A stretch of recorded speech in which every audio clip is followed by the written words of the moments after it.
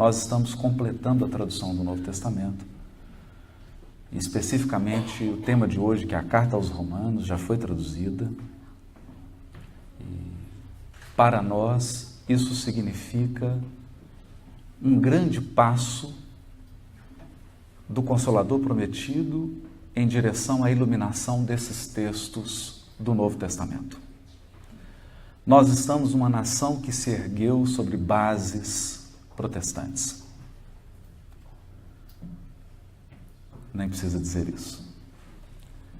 Ao poder estar aqui, nesse ambiente, e permitir que a luz do Consolador prometido possa iluminar esses textos seculares que durante muito tempo têm sido deturpados não só na sua interpretação, mas sobretudo na sua vivência, constitui para todos nós um momento muito especial. A Carta aos Romanos merece de nós respirar e meditar. Paulo se dirigia no seu tempo a um império. E ele buscava unir dois extremos muito difíceis. Em um extremo estava a sua própria nação, a sua base religiosa, o povo hebreu, com toda a sua tradição profética, com a tradição dos seus livros que compõem o Velho Testamento, conhecido como Velho Testamento, no caso deles, a Tanar, que é a reunião dos escritos bíblicos. Mas essa tradição estava engessada pelo tempo. Naturalmente, à medida em que um movimento que é íntimo e espiritual se materializa em instituições, à medida que ele se formaliza, há um risco, é um risco humano, do engessamento e até de esclerosar, de enrijecer-se de tal modo que se perca a essência e a fluidez que dizem respeito a toda a construção interior. O fundamento da religiosidade é construir em cada coração uma conexão com Deus. Esse é o nosso propósito. É isso que todos nós buscamos. E, naturalmente, quando o fazemos através de instituições e através de comunidades, nós queremos unir forças, queremos compartilhar reflexões e experiências para que a nossa vivência religiosa, primeiro, não seja ingênua, dominada pelo subjetivismo e pela nossa passionalidade. E segundo, para que a experiência religiosa seja comunitária e tenha a marca da fraternidade e da caridade. Porque religiosidade que não se expressa na qualidade dos nossos relacionamentos é uma religiosidade infrutífera e não é o que buscamos. Portanto, a nação de Paulo, embora fosse detentora e depositária de uma luz espiritual, qual acontece com a família espírita, havia perdido, eu não vou dizer a bússola, que agora está ultrapassado isso, o GPS. Desligaram o GPS. De outro lado, ele falava a um império que havia conquistado um avançado patamar de desenvolvimento social. Roma havia conquistado o que muitos impérios ambicionaram. Unificou o mundo da época. ditou parâmetros jurídicos. O direito romano é a base até hoje do sistema legal norte-americano e do sistema legal brasileiro. Construiu o exército romano, que é a base de todos os exércitos hoje das civilizações mais avançadas. Possuía um sistema de distribuição de água, de alimento, de correios, portanto, alcançaram desenvolvimento material. Vejam que coisa. De um lado, um povo que alcança uma sutileza no desenvolvimento religioso, espiritual, nas questões que são imponderáveis, impalpáveis. De outro lado, uma nação que alcança vastíssimos patamares de desenvolvimento material, mas que perde o centramento espiritual, perde a referência espiritual. Roma havia mergulhado os seus cidadãos e cidadãs em um terreno extremamente complicado, que é o mesmo terreno que o mundo de hoje está mergulhado. O sensualismo. O que queremos dizer com isso? Estamos usando a expressão que Kardec utilizou na codificação, e isso não tem nada a ver com questão sexual. O sensualismo é quando o espírito se define pelas suas impressões materiais. Ele só acredita naquilo que é palpável, naquilo que pode ser experimentado pelos sentidos. Ele só aprecia aquilo que pode ser ponderado pelos sentidos físicos. Ele só valoriza aquilo que pode ser tocado, ou, eu diria, avaliado. Avaliado no sentido monetário. Dois extremos. E Paulo, na feliz expressão de Emmanuel, em uma psicografia íntima, que foi reproduzida no livro Amor e Sabedoria de Emmanuel, por Clóvis Tavares, Paulo, segundo Emmanuel, foi aquele que aclimatou a flor delicada e espiritual do Evangelho aos terrenos e ambientes hostis do mundo. Isso é profundo. Porque a mensagem do Evangelho, não obstante seja forte, profunda, seja a verdade espiritual, ela é por demais sutil para resistir à hostilidade que o encarnado é capaz de criar na sua vida.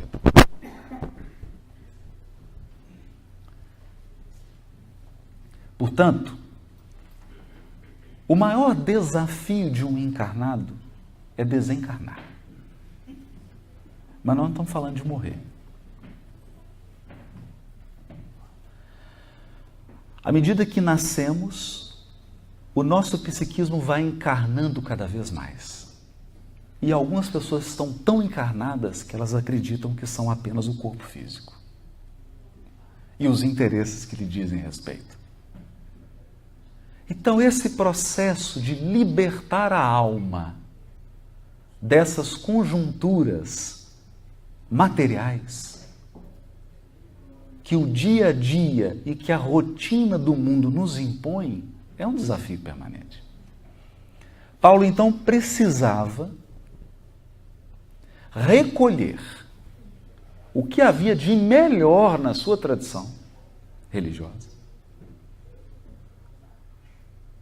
que por um processo de fanatismo, de fundamentalismo, de apego ao acessório, não havia aceitado a complementação da mensagem de Jesus. Ele tinha que recolher o melhor e falar para um conjunto de corações que estavam literalmente se afogando no corpo físico. sem o saberem. Portanto, a carta aos Romanos é talvez a carta mais atual de Paulo aos tempos modernos. Hoje, eu passeava pela Quinta Avenida e era inevitável não pensar na carta aos Romanos. Porque ela sintetiza um estilo de vida espiritual do orbe terreno. Uma postura diante da vida e uma postura diante de si mesmo. Como você se enxerga define como você vive. É por isso que o Consolador Prometido, o Espiritismo, ele vem alterar a concepção do ser humano sobre si mesmo, para que ele possa olhar novamente para o mundo, buscando ângulos inexplorados. Inexplorados. Nós queremos aqui tocar em alguns pontos essenciais da carta aos Romanos. Desafiadores e essenciais. Porque, claro, não dá para falar dos detalhes da carta, que é quase um tratado. Primeira advertência que gostaríamos de fazer. Eu estou aqui utilizando a tradução que fiz e foi muito trabalhosa, porque sobre os escritos de Paulo há séculos de deturpação, de alteração mesmo. Os tradutores se fascinaram, como no mito de Narciso, por si mesmos, e todos quiseram ser autor. Então, infelizmente, as traduções da carta de Paulo são coautorias. O indivíduo não dá conta de traduzir, ele quer escrever junto com Paulo. Então, ele altera palavras, ele acrescenta palavras, ele muda o sentido das frases. Então, talvez você ache um pouco estranho certas coisas que eu vou ler aqui, mas o objetivo é isso mesmo. É que você ache bem estranho. Porque isso aqui é o que está no texto original. A primeira mensagem que Paulo quer trabalhar é a mensagem do monoteísmo. E talvez você esteja pensando assim, mas monoteísmo? A mensagem de que Deus é um só? E aqui eu gostaria de chamar a atenção para esse primeiro equívoco. O monoteísmo que Paulo vai trabalhar é muito mais profundo do que isso. Por quê? Porque Paulo parte de uma tradição religiosa que se baseia na lei de adoração. Eles têm consciência de que existe uma lei de adoração. Nós também. É a primeira lei moral da terceira parte do Livro dos Espíritos. Mas nós acreditamos que lei de adoração é quando eu me volto para Deus. Então, se eu sou ateu, a lei de adoração está suspensa. No entanto, não é bem assim. Todo ser humano adora algo. Esse é o primeiro ponto. Porque a lei de adoração é uma lei universal. A lei de adoração diz respeito a o que atrai as suas aspirações, os seus desejos, as suas emoções, os seus sentimentos. O que polariza a sua estrutura emocional, isso é o que você adora. Paulo sabia disso, porque não dá para dizer aqui agora, não preciso que vocês acreditem em mim, Mas isso está nos provérbios, está na tradição profética e na tradição de sabedoria do povo hebreu. O que muitos de nós talvez ignorem é que nós nos tornamos aquilo que adoramos. E aqui é o ponto-chave. Você se torna aquilo que adora.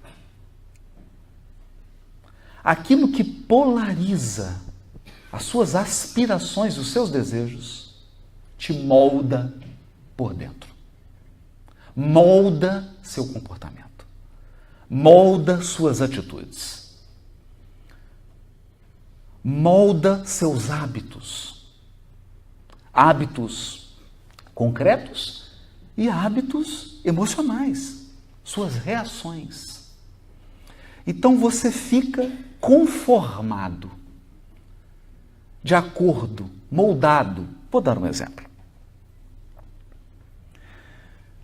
Se o que atrai o seu psiquismo é a posse de recursos materiais, isso significa que muitas horas do seu dia serão gastas no trato dos recursos materiais. Com o tempo, você começa a falar, o seu discurso, as suas palavras, possuem um jargão do mundo das posses materiais. Porque há um vocabulário específico nesse universo. Passado um tempo, você começa a estabelecer uma lista de prioridades e a aquisição e a manutenção de bens materiais passa a ocupar os primeiros níveis da sua lista de prioridade.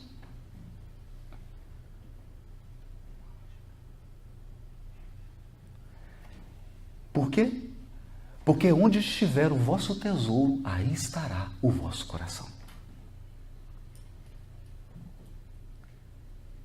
O ambiente onde está situado aquilo que você valoriza é o ambiente que vai prender seu coração. É lá que você vai viver. É a lei de adoração.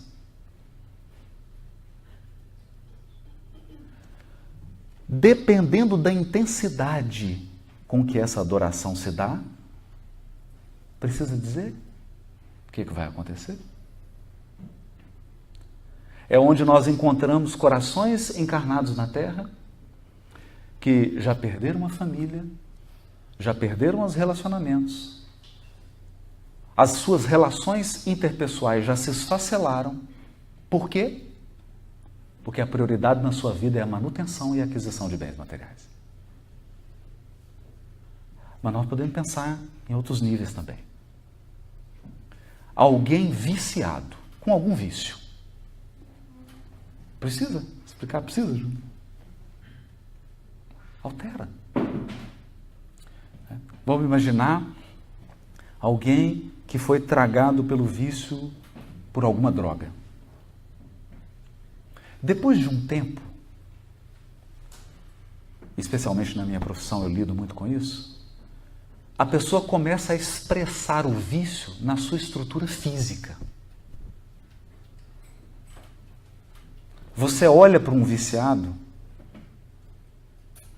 no estágio avançado, o corpo físico dele diz do vício. Hoje eu vivi uma experiência curiosa. Estava na Apple Store, vou confessar, né? Claro. Onde estiver o vosso tesouro, aí estará o vosso coração. E entrou um senhor, e isso era de manhã, e ele exalava um cheiro fortíssimo de álcool.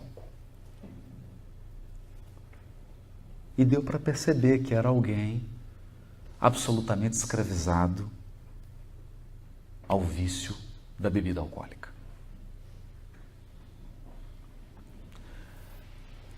Para quem profissionalmente ou mesmo tem na família alguém assim, é fácil perceber. A estrutura emocional de alguém viciado em álcool é igual. As reações, os comportamentos, a sua fisiologia, a sua anatomia, o cheiro que ele exala, a maneira como ele vive, os artifícios que ele cria para consumir.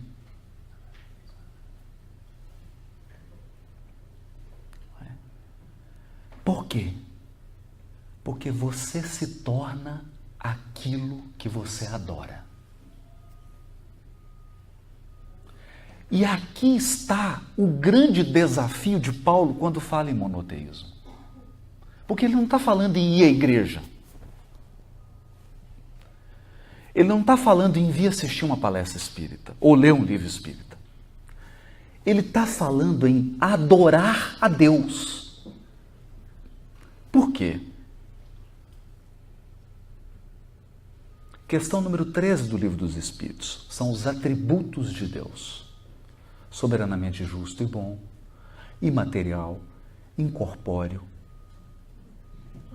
Tem lá vários atributos. E quando você adora a Deus, você se torna aquilo.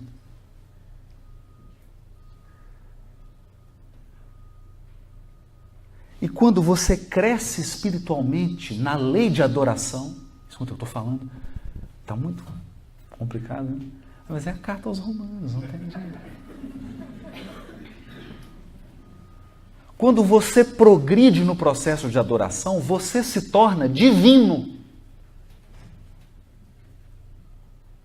Porque os potenciais de divindade que estão no seu espírito desabrocham. Isso, em boa síntese, é: brilhe a vossa luz. Você se torna um refletor dos atributos da divindade. Então, o que isso significa? Significa que você alcança um padrão de caridade, de fraternidade, um padrão de bondade, um padrão de inteligência, de compreensão, de autocontrole, de autodomínio. Um padrão de conexão, porque você sabe quem você é e você sabe o que veio fazer aqui. Esse é o nosso propósito. E quando essas criaturas avançam muito na lei de adoração, nesse processo de adorar a Deus, elas atingem patamares que a humanidade comum vai definir como os santos, as grandes figuras.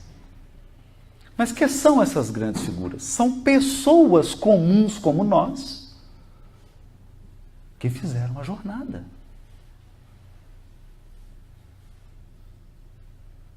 Portanto, quando Paulo fala em monoteísmo, ele não está preocupado em construir templos de pedra ou estabelecer hierarquias sacerdotais, ou um conjunto de dogmas e um conjunto de rituais. Por que isso? Eu vou dizer o que ele diz na carta. Ele diz assim: isso é comida de recém-nascido. Ele diz expressamente. Ele fala assim: eu vos dei leite materno, porque vocês não podiam comer coisa melhor e nem podem ainda.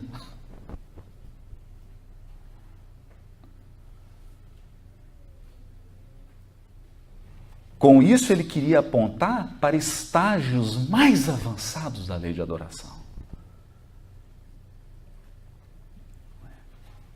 Estágios mais avançados quando o seu coração se torna um altar.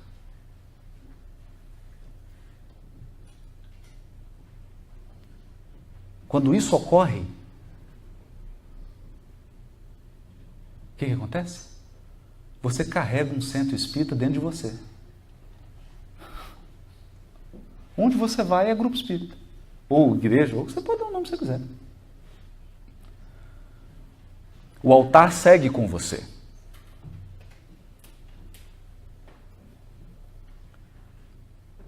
Acontece que aqui está essa compreensão espiritual que Paulo tem na carta aos Romanos. De outro lado, há uma propaganda concreta, massiva, eficiente e atraente. Muito atraente. Muito atraente. Tentadora. Que é a propaganda do Império Romano. Não tem muito a ver com os dias de hoje, não. Vocês vão ver que não tem muito a ver. Extremamente tentadora. E o que é uma tentação? Para a gente sair, senão eu vou imaginando aqui, tentação num viés de outras abordagens religiosas. O que é a tentação? O Chico definiu a tentação assim. Tentação é você sair correndo de um cachorro bem grande, mas com a vontade dele te pegar. Você corre dele, mas você quer que ele te alcance. Você está fugindo, mas... Tentadora. Qual que é a propaganda do Império Romano? A propaganda do Império Romano é que César, o imperador, é um deus.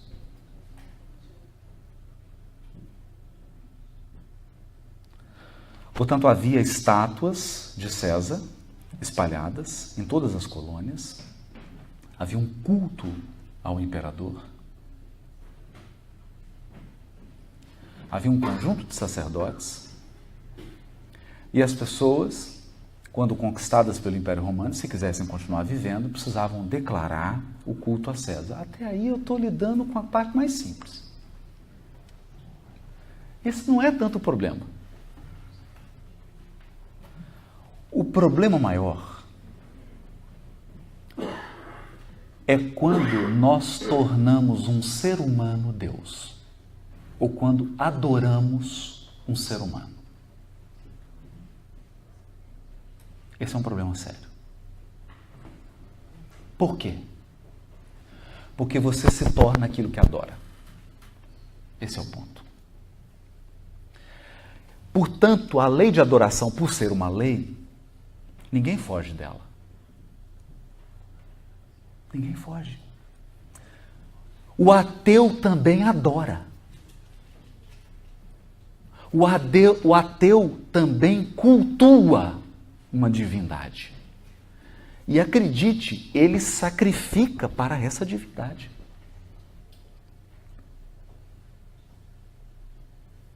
E a alma dele reflete essa divindade. Ao estabelecer o Império Romano que um homem é Deus, o que acontece com isso? Você cria no psiquismo dos espíritos que estão evoluindo a sensação de que o homem é a medida de todas as coisas. Eu perco a referência do divino e passo a buscá-la em criaturas mortais.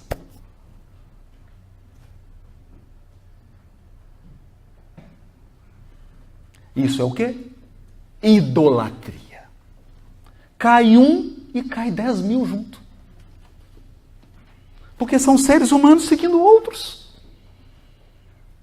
E você baseia toda a sua experiência religiosa em pessoas. Com isso, o que acontece? Você perde a autonomia espiritual. Por quê? Porque você delega a sua autonomia para outro.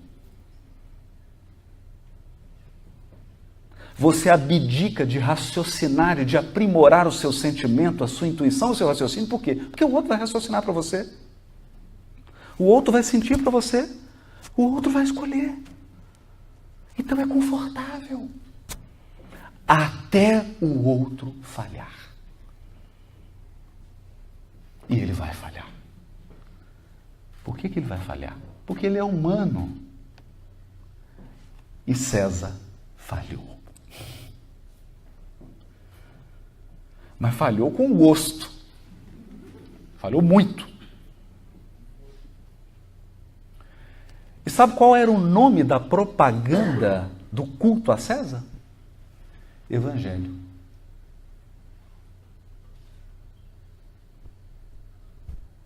Evangelho.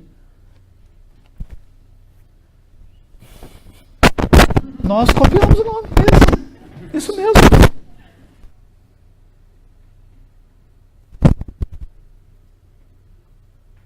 Será? Será que os cristãos são monoteístas? Será que os espíritas já são monoteístas?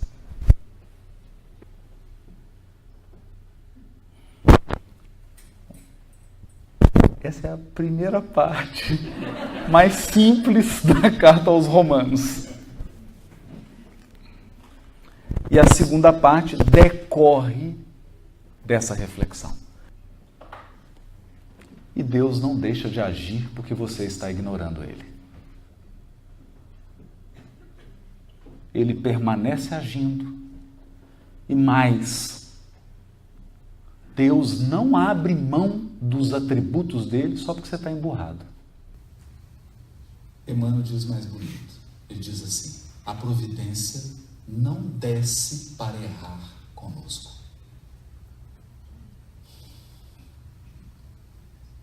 Ela permanece sempre imutável. Que é uma dificuldade nossa. Esse atributo é uma dificuldade. Nós imaginamos assim: mas eu fiz um negócio agora Deus vai ficar magoado comigo. Não. O amor dele segue inalterado por você. Inalterado. Essa dimensão é para isso que Paulo fala. Para que as criaturas do seu tempo se alinhassem com essa dimensão. Sem menosprezar as outras. Mas se alinhassem com essa dimensão profunda. E aí, na linguagem dele, que nós vamos traduzir aqui, né? Vamos ver que coisa fantástica, que agora eu vou ler e vai fazer sentido o que ele está escrevendo. Na linguagem dele, esse alinhamento com a parte mais profunda do seu ser, quando você olha para as suas emoções e diz assim: eu não sou nervoso, eu estou nervoso. Esse é um primeiro estágio. Porque você olha e você vê que a raiva está passando dentro de você, mas aí você consegue descolar. Porque 99,99999% dos bilhões de encarnados na Terra se identificam com as suas emoções. Ele não consegue olhar para aquela parte dele que está com raiva.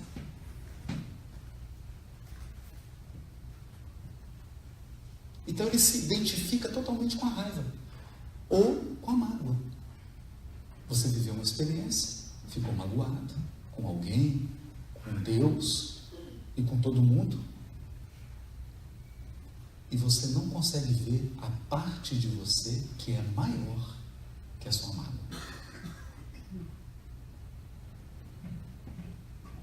Conclusão: você irá se comportar, pensar, agir, falar como um magoado. Mas você não é isso.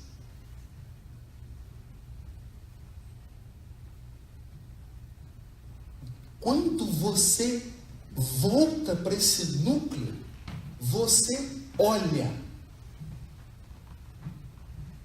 para você. E o que vê? Uma multidão de gente.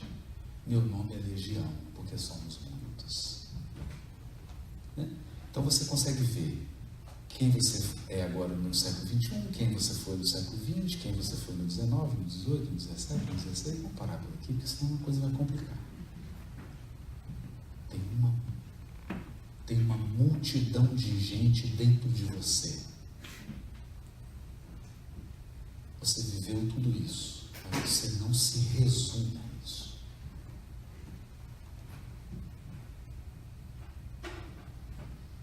Por que você não se resume a isso? Porque isso não é capaz de definir o que você vai ser pelo resto da eternidade.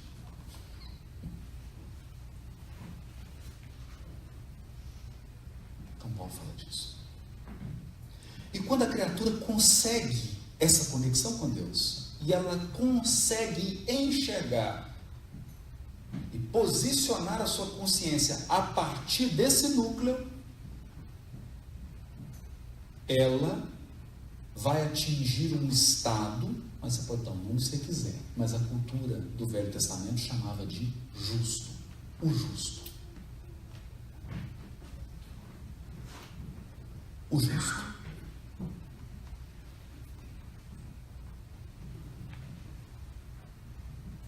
E aqui Paulo vai falar de justificação, ou tornar-se justo. Aí você fala assim, então o justo é iluminar-se. Tem um probleminha aqui. Porque a religião do culto a César também fala em autoiluminação.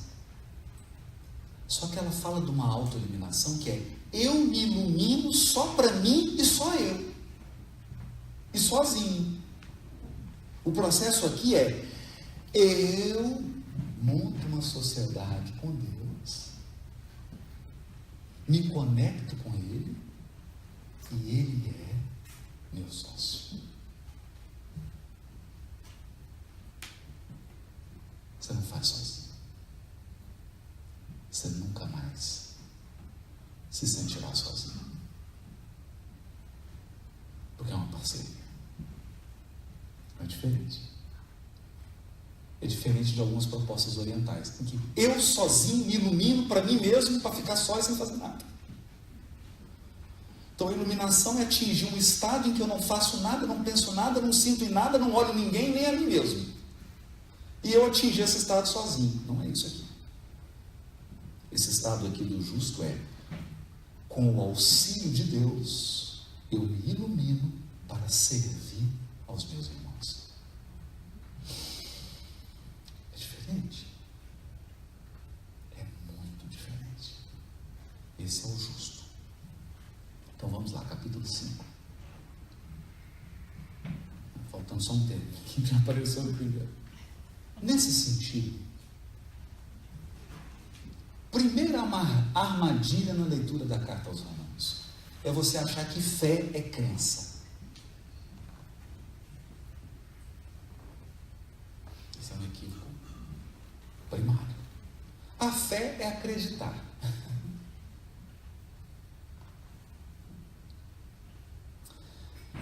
Um ramo da filosofia chamado epistemologia diz que conhecimento é uma crença verdadeira e fundamentada. Ou opinião verdadeira e fundamentada. Isso é conhecimento. Para a epistemologia, que é a ciência do conhecimento. É um ramo da filosofia. Isso é crença. Eu tenho uma opinião verdadeira e fundamentada. Verdadeira por quê? Ela tem que ter uma mínima correspondência com os fatos, com o mundo material. Segundo, eu preciso ser capaz de fundamentar. Sem entrar em complicação. Isso é crença. Fé não é crença. Não é crença. Eu acredito em Deus. Eu não acredito em Deus. Não tem nada a ver com fé isso. Porque tanto em hebraico, quanto em grego, quanto em latim, de onde vem a nossa palavra, acho que até o inglês também, né? É de fides. Fides é fidelidade.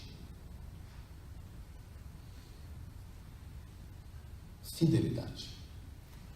Então Paulo usa fé no sentido de fidelidade. O que significa isso? Significa que aqui nós estamos no âmbito do relacionamento. Relacionamento. Com quem? Com o cônjuge? Não. fé significa: eu confio em Deus, mas Ele pode confiar em mim. Então, essa é uma primeira pergunta que Paulo irá fazer. Você é confiável?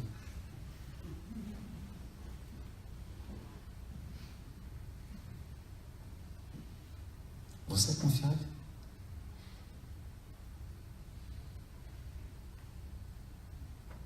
Isso é importante. Porque isso tem a ver com a fé. Por isso ele lá resgatar uma afirmação da tradição, da sua tradição religiosa, que diz assim: o justo, aquele que está identificado com a lei de adoração, está no processo de comunhão com Deus, e aquele que está conectado com o seu núcleo espiritual, aquele cuja consciência não está mais identificado com o seu corpo, com as emoções, com o seu psiquismo, ele já está no centro de si mesmo. Esse justo vive mediante a sua fidelidade. O seu parâmetro de vida é essa relação.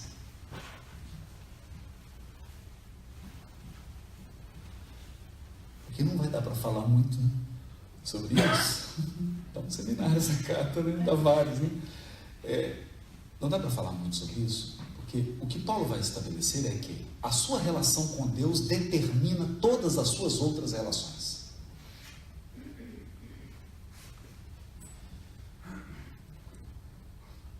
Vou dar um exemplo. Se a sua relação com Deus é de um súdito perante um soberano, as suas relações com os outros serão de dominação. Não vou citar nomes, cada um faça seus raciocínios aí. Se a sua relação com Deus está matizada, está colorida pela sensação de eu sou a vítima, Ele está me punindo e me castigando, as suas relações todas, elas serão coloridas pelo vitimismo. Está complicando, né? Que monoteísmo complicado, né? Que a gente achou que era só acreditar em Deus, né? Então, seu casamento, suas relações afetivas, as relações com seus irmãos, com seus sogros, suas relações no trabalho, suas relações na casa espírita, no movimento espírita, são determinadas pelo tipo de relacionamento que você mantém com Deus.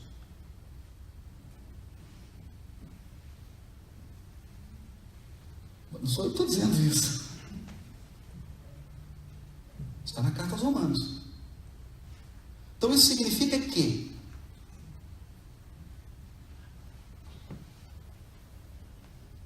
se você não se sente amado e aceito incondicionalmente por Deus, você vai partir para todos os seus relacionamentos em desvantagem,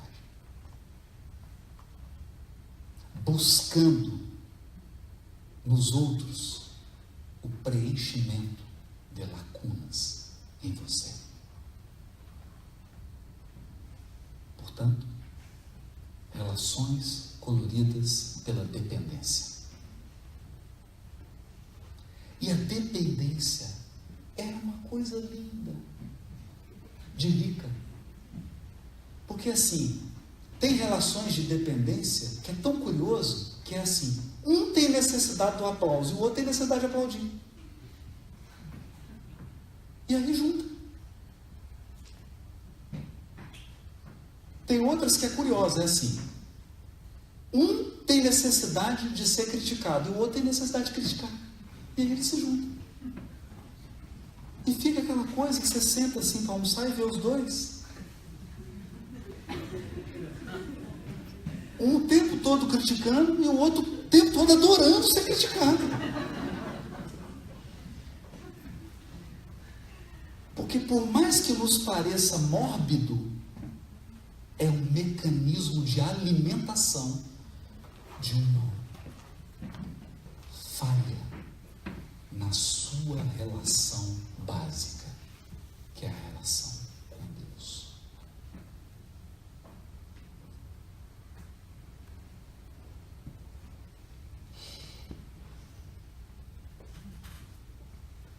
Então essa pessoa pergunta assim, o Espiritismo é uma religião? Eu falo, você tem 40 minutos?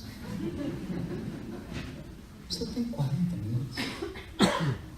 Abri aqui Romanos 5, versículo 1. Portanto, justificados pela fé, porque ele vai dizer assim, como você se torna um justo? Os hebreus acreditavam que eram fazendo coisas. Fazendo coisas. Não, eu sou um justo porque eu fundei uma creche.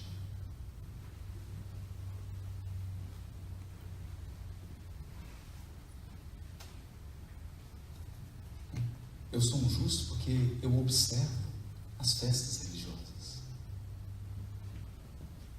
Ele vai dizer, não, isso é consequência. Isso é consequência. O justo, ele se torna um justo, ser justificado é ser declarado justo, né? É você receber o certificado lá, ISO 9002, justo. É isso. Pela fidelidade.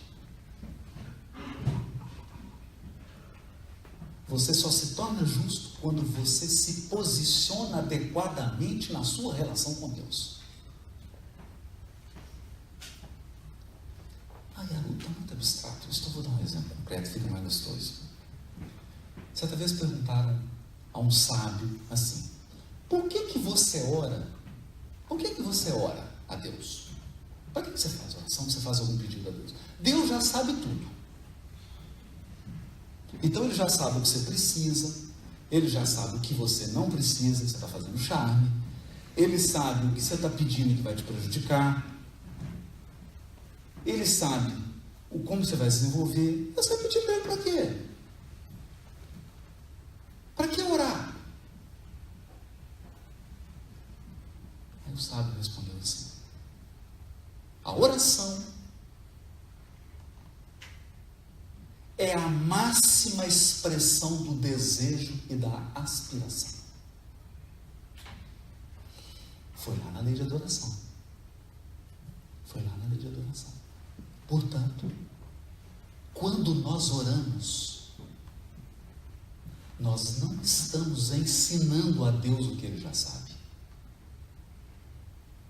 Nós estamos educando o desejo.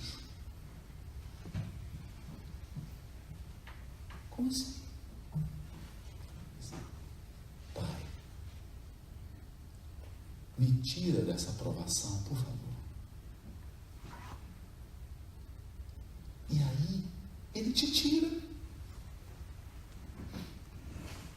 Aí você fala, gente do céu,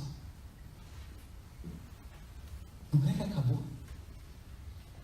A oração faz efeito. Aí veio outra provação. Pai, me tira dessa provação, igual você me tirou da primeira. E aí, não te tira.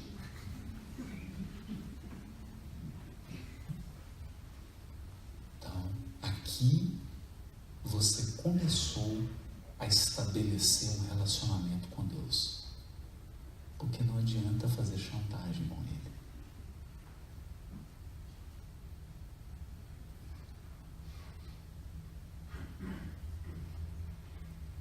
Com isso, quando os seus pedidos são atendidos e quando eles não são atendidos, você sempre é atendido. Por quê? Porque quando você não é atendido, é porque você não pediu a partir do seu núcleo da sua individualidade.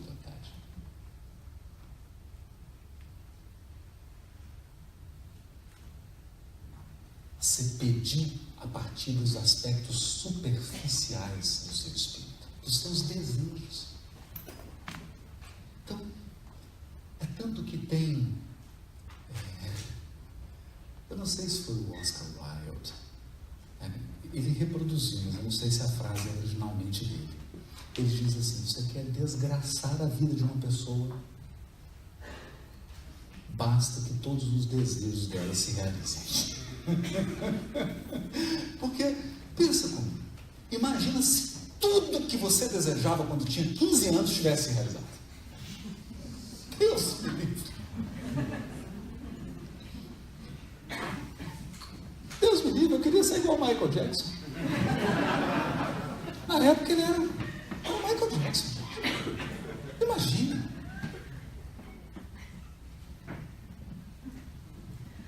Tanta coisa que você já desejou. Tanta coisa que você já quis fazer.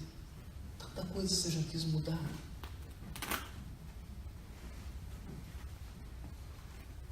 Então, nessa relação aqui, é um relacionamento. Ele te escuta, te atende.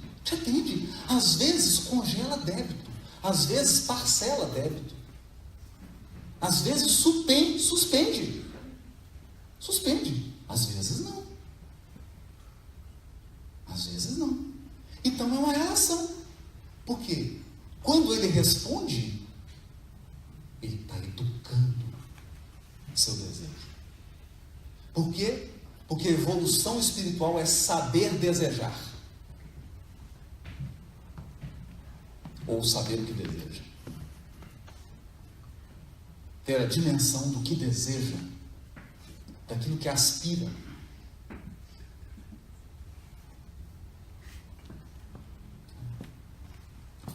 Então, outro dia eu estava conversando com o Divaldo. E, bom, essas lutas todas, né, de expor o espiritismo, né? E ele dizendo assim: pois é, meu filho, e tanta gente desejando estar no nosso lugar.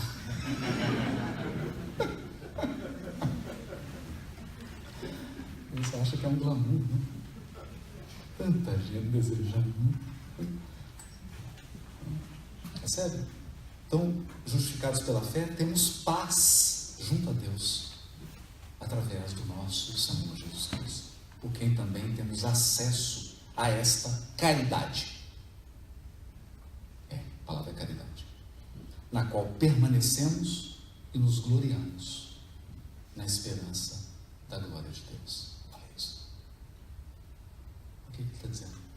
Ele está dizendo que ele tem uma esperança, a esperança de atingir esse estado, vamos substituir as palavras aqui, glória, né? Como esse estado de espiritualidade suprema,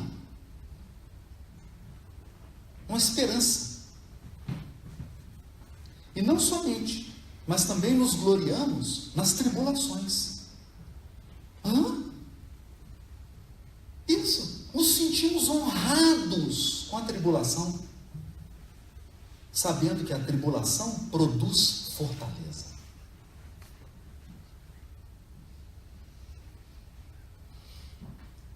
Percebe? Então isso aqui não é uma relação. Escuta, Paulo está falando aqui nesse capítulo 5 da relação com Deus. Então não é uma relação infantil. Aí eu amo o papai porque ele me dá a bala na hora que eu quero. Eu não gosto da mamãe porque ela me faz comer verde. O verdinho. Uma relação infantil. Eu amo porque a pessoa dá tudo que eu desejo. Eu não gosto porque ela não me deu o que eu desejo. É uma relação espiritualmente infantil. Aqui não. Eu sinto grandeza na tribulação. Por quê? Porque a tribulação produz fortaleza. E a fortaleza produz aprovação. Aprovação, ser aprovado. Olha isso, gente. Paulo está falando de evolução espiritual. E a aprovação produz esperança.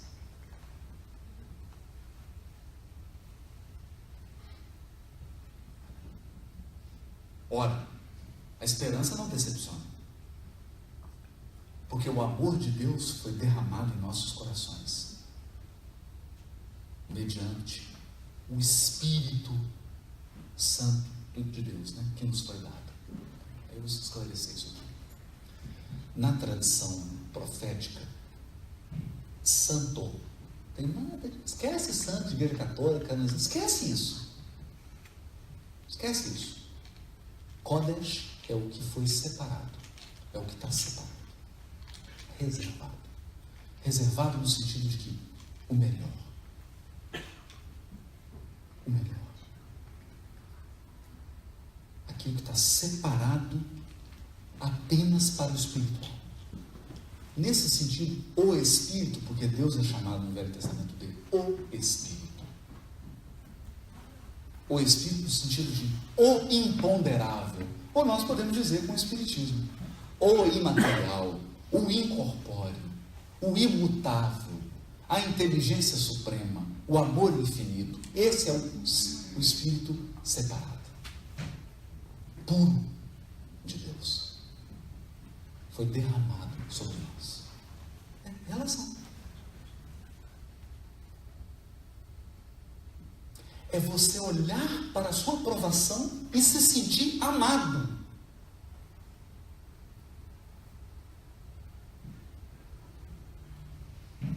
Por quê?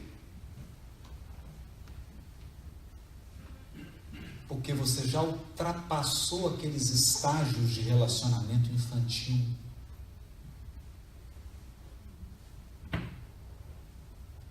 Então você, agora, a sua relação com Deus é do atleta com seu treinador. Você quer atingir uma meta.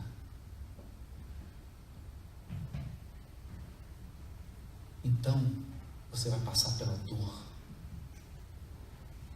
pelo cansaço,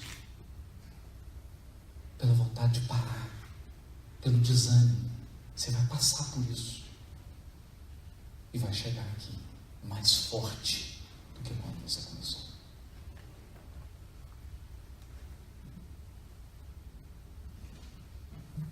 Então você enxerga na provação, nas lutas da vida, da encarnação, esses elementos de engrandecimento do seu eu profundo. Embora você esteja morrendo naquilo que é superficial. Gente, é como sair da adolescência. Você sabe que a vida adulta é muito mais promissora, é muito mais ampla, é muito mais pródiga, mas é duro ter que deixar de ser criança. É duro romper com as dependências, com as inseguranças. É desse processo que ele está falando. Pois Cristo, quando éramos fracos, na época oportuna, vamos pular isso aqui.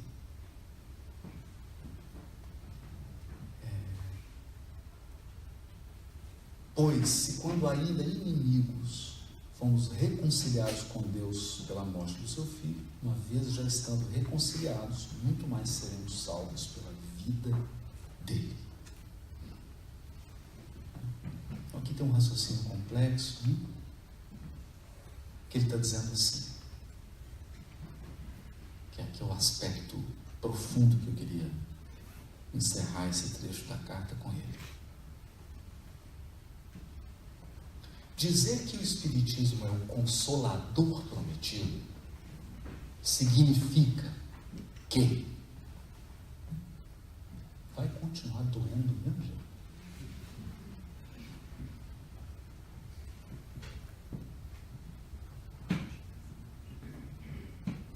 Você vai passar por momentos bastante turbulentos. Você vai viver experiências que você vai, por alguns segundos, acreditar que não vai sair vivo dela. Vivo emocionalmente falando.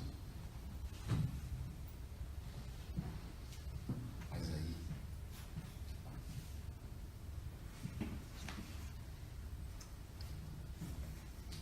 os princípios luminosos do Espiritismo vão clarear seu pensamento e seu raciocínio.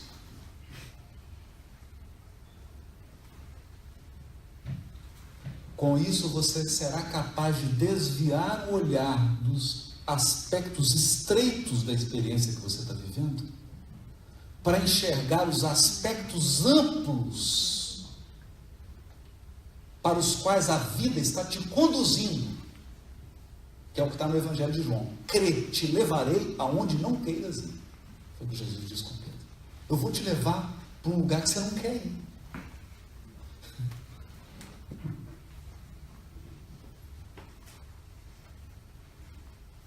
Então o quadro vai se ampliar.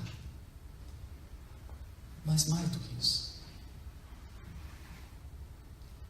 através das inter-relações espirituais de proteção, de intercessão, e através da ação direta do próprio Deus, você se sentirá amparado, não importa o que estiver acontecendo.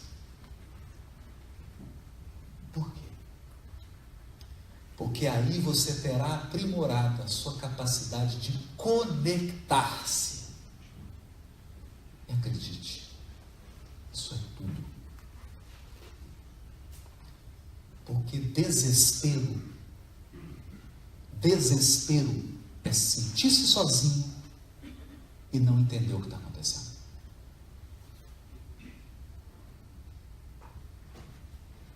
Toda vez que nós não entendemos e toda vez que nós nos sentimos sozinhos, é o desespero. O Espiritismo, como consolador prometido, significa: livra-nos do desespero. Porque eu posso não entender tudo agora. Eu não entendo tudo, detalhe. Mas eu entendo que há uma lógica, que há uma razão. Eu jamais me sinto sozinho.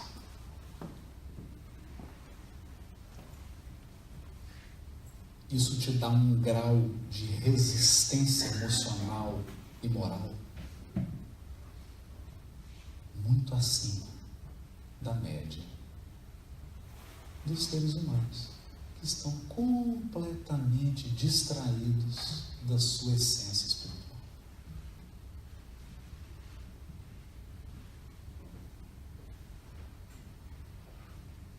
Então Paulo aqui nessa carta fazia um convite profundo para uma religiosidade que fica difícil até para nós espíritas entendermos.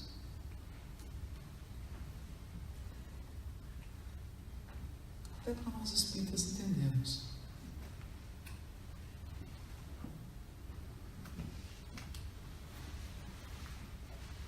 Então me recordo aqui de um caso. Uma pessoa havia visitado o Chico e recebeu um convite para almoçar com ele. A casa ficava cheia. Então ele chega na porta, estava esperando, que aí a porta ia se abrir, naturalmente ia entrar só as pessoas, porque senão ficava 20 mil pessoas dentro da casa, não cabia, né? Então, dessa pessoa se aproxima uma senhora que estava desesperada. Desesperada. Ela não entendia nada do que estava acontecendo com ela. E ela se sentia absolutamente desamparada. Então ela chegou, ficou do lado dele, toda desgrenhada, aquele olhar de sofrimento, exalando dor. E ele perguntou: a senhora está pensando em entrar? Ela disse assim: eu vou entrar, porque se eu não falar com o Chico Xavier agora, eu vou ingerir. Aí ele pegou um saquinho assim, estava cheio de balinhas de chumbo. Falou: eu vou tomar isso aqui, eu vou me matar. Ele falou: meu Deus do céu, agora complicou. Como é que eu vou fazer? Eu entro, ela se mata, eu tenho que fazer alguma coisa. Que abriu a porta, a pessoa que abriu a porta falou o nome dele, falou assim: entra. E quando ele ia falar, a pessoa virou para atender um chamado lá de dentro da casa. Em milésimo segundo ele pensou: vai de penetra mesmo. Colocou ela para dentro. Quando a pessoa virou de novo, só estava ele, aquela carinha do gato de botas. Né? Pode entrar. Entrou. E ele ficou preocupado, falou: meu Deus do céu, Coloquei uma pessoa para dentro. Sabe aprontar alguma coisa? E aí, passou uns 40 minutos, o almoço foi servido e o Chico ele ficava perto de onde estava a comida. E aí todo mundo se servia e passava por ele, aí ele cumprimentava. Depois que todo mundo sentava, aí ele ia servir. Ele era o último. Quando a fila se formou, o Chico olhou para ele e falou: ô, meu irmão, vem cá. Ele falou: pronto, Chico descobriu.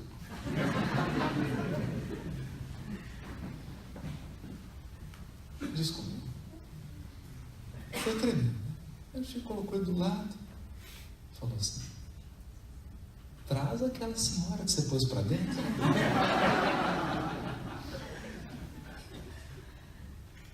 Ele foi lá, chamou ela.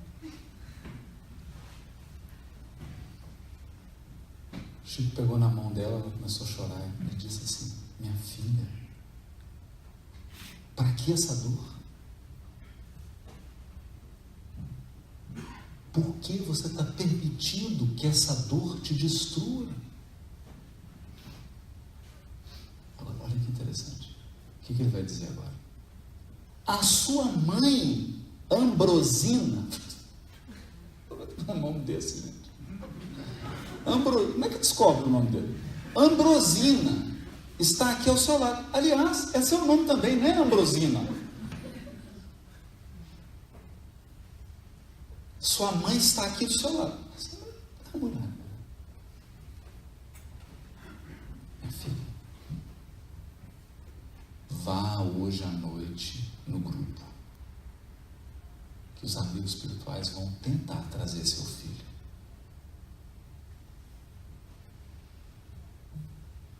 Mas se livra dessa dor. Isso é desespero. Não permita.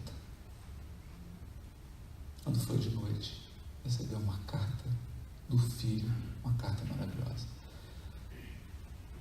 Aquela emoção, ela pegou a carta, foi até esse nosso amigo, pegou os comprimidos, pegou o saquinho com o chumbinho, virou para ele e falou assim: eu quero que você seja testemunha. Eu agora não preciso de mais nada disso. E jogou no lixo. Remédio de dormir, antidepressivo. Percebe? O filho voltou. Não. Mas é sentir-se amparado, sentir-se na presença e entender os complexos e intricados mecanismos da vida humana, que nos surpreendem a cada segundo. Isso é fé. Isso é a fidelidade. Uma vez atingido esse grau de relacionamento, todas as nossas relações mudam. Porque você vai para as relações se sentindo amado. É o que eu desejo para todos. Muito obrigado, Camargo.